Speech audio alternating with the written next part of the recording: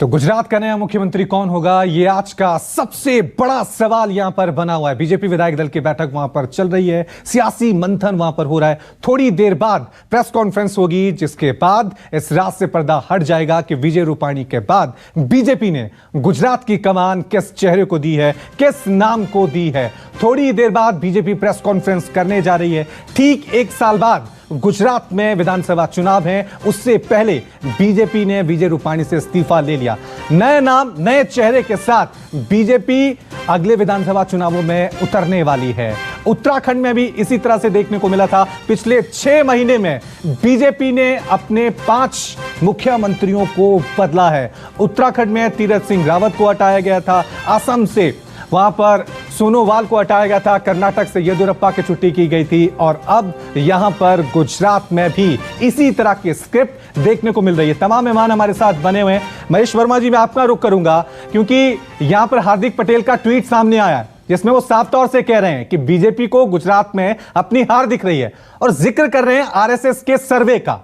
वो कह रहे हैं कि आरएसएस में जो सर्वे किया गया है उसमें बीजेपी को बहुत कम सीटें मिल रही हैं। यही वजह है कि आप यहां पर नया नाम नया चेहरा गुजरात की जनता के सामने ला रहे हैं। मैं तो हार्दिक पटेल जी को अगर सही मायने में तो फूके हुए कारतूस की तरह हो चुके हैं। आज के डेट में उन्होंने जिस तरह से अपनी छवि बनाई और छवि के बाद जिस तरह से उस छवि को मिटाया, वो जग जाहिर हो चुका है। गुजरात की जनता उससे वाकिफ है, तो उनके बारे में कोई संजीदगी के साथ कोई टिप्पणी करना या उनके किसी ट्विटर के ऊपर कुछ कहना, आंख कंगन को आरसी का, पढ़े लिखे को फारसी का, वो अगर समझदार होते तो इस चीज को ध्यान में रखते कि अभी हाल में जिस तरह का पोल चुनाव हुआ है जी, और जो सिविक चुनाव में जिस तरह का हमारा प्रचंड प्रदर्शन हुआ है, हमारी चिंता वही है, हमारी चुनौती भी रवि जी वही है।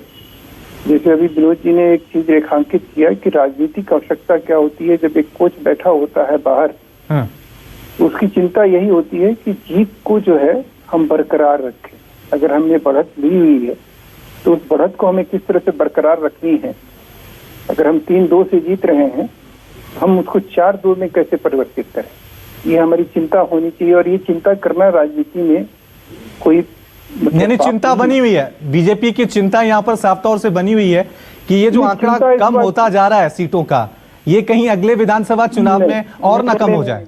रवि जी, मैं अभी आपके सामने एक चीज और मैंने कहा कि 45 साल के इतिहास में 53% वोट जो है हमें कभी नहीं मिला था। 2010 में हम 50% वोट के साथ सिविक चुनाव में थे, आज वो 53 पे है।